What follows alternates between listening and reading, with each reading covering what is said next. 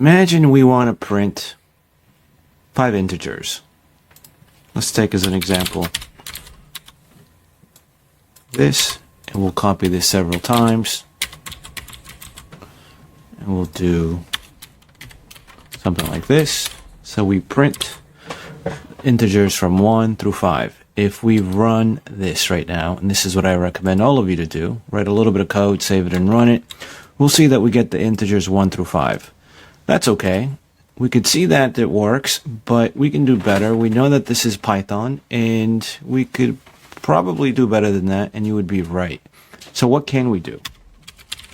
Let's separate these, and let's just print this character 50 times so that we could see that we're going to print something after this. And what we're going to do is we're going to do range. We're going to introduce the range function. What does that mean? We can say something like for I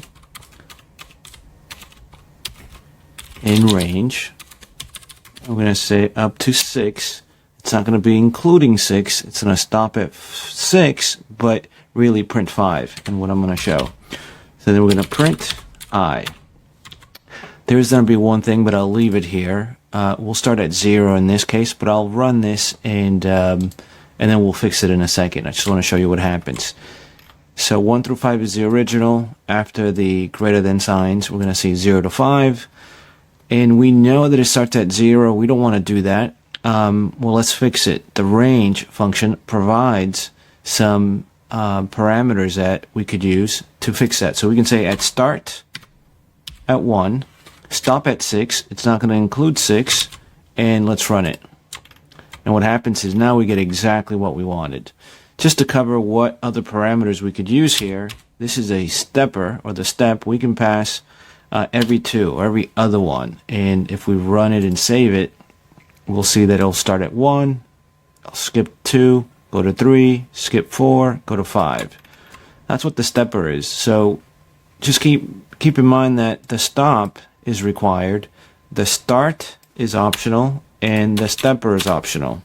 So just because you don't pass in the optional parameters, it doesn't mean that Python is not using some defaults. It is using some defaults, and we know the defaults are going to be 0 and 1 for the step.